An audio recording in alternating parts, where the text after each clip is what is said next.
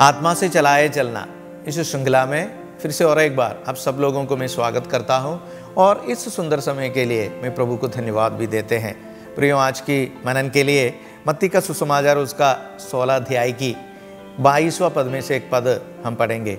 मत्ती का सुसमाचार 16 अध्याय की 22वां पद में पतरस प्रभु यीशु मसीह को बताता हुआ एक बात है। वहाँ पे पतरस ये बताता है, हे प्रभु परमेश्वर, न करे तेरे साथ ऐसा कभी ना होगा।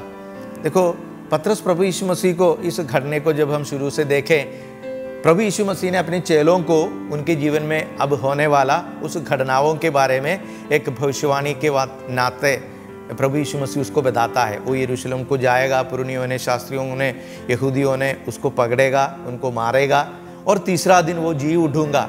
इस बात को जो परमेश्वर ने अपने प्रिय पुत्र को किस मकसद से इस जगत में भेजे, उस बात को एक भविष्यवाणी के नाते जब प्रभु यीशु मसीह उसको बताता है, पतरस ने एक मानुषिक प्रेम, एक मानुषिक स्वभाव को लेकर के प्रभु यीशु मसीह को बताता है, नहीं नहीं प्रभु, ऐसा तुम्हारा जीवन में कभी नहीं होगा। प्रियो, हम इस बात को लेकर के अपने जीवन में ले आए। हम प्रभु यीशु मसीह को, अगर हम यीशु को प्रभु मानकर स्वीकार किया, अगर हम यीशु को प्रभु कर कर पुकारते हैं, उस प्रभु के आगे ना नहीं कह सकते। प्रियो, इस बात को गंभीरता से लेना। अगर हम यीशु को प्रभु मानकर स्वीकार किया है तो प्रभु को हम ऐसा बताना है, हाँ प्रभु, हाँ प्रभु।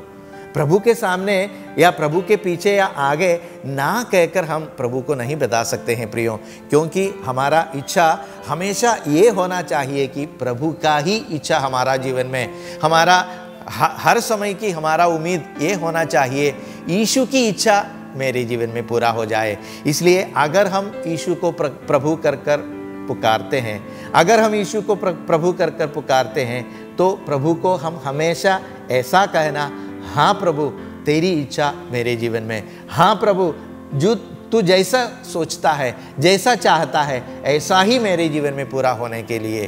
प्रियो, आने वाली दिनों में हमारा प्रार्थना कैसा है? जो प्रभु ने मेरे जीवन में एक बीमारी के समय दिया या कुछ कष्ट और संकट और परेशानी मेरे जीवन में दिया, तुरंत हमारा हृदय उनके साथ नहीं है प्रियो। हम तुरंत उसके लिए कुड़कुड़ाते हैं, जल्द से जल्दी वो मेरे जीवन में निकल जाए तो कितना अच्छा था।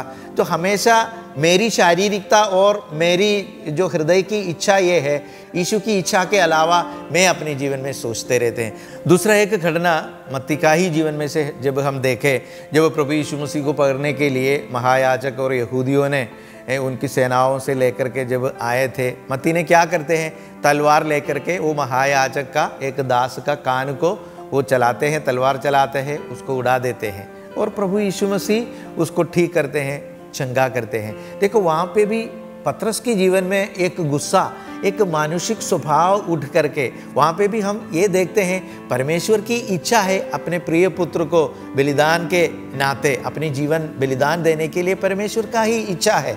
लेकिन पतरस के जीवन की जो मानुषिकता, जो प्रभु के साथ जो प्रेम, जो परमेश्वर की विरुद्ध में और उनका इच्छा के खिलाफ खड़े रहने के लिए पतरस को वहाँ पे लेके आते हैं। प्रियो, देखो, ऐसा तरह तरह की जो अवसरें, जो तरह तरह की मौकाएं हमारे जीवन में भी होते हैं।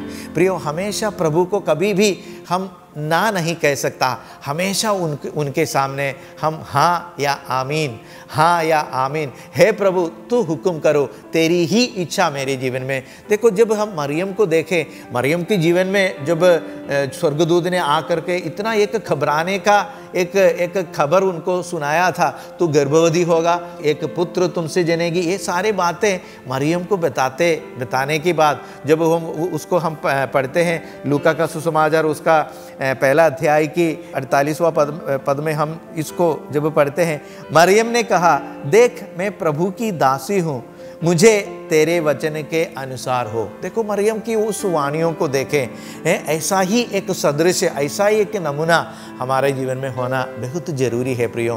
प्रभु की इच्छा, परमेश्वर की इच्छा, जब प्रभु यीशु मसीह ने हमको प्रार्थना करने के लिए सिखाए थे, उन्होंने ऐसा प्रार्थना करना सिखाया जैसे तेरी इच्छा स्वर्ग में हो, ऐसा मेरा भी जीवन में पूरा होने के लिए प्रियो आने वाली दिनों में हम प्रभु को कभी भी ना नहीं कह सकता। हमेशा हाँ प्रभु, हाँ प्रभु, तेरी इच्छा प्रभु मेरे जीवन में, तेरी इच्छा मेरे परिवार में, तेरी इच्छा मेरे बच्चों की जीवन में, वही होना मेरी जीवन की एक नींव बात। इसके लिए प्रभु यीशु मसीह आप सब लोगों को आशीष और अनुग्रह करें।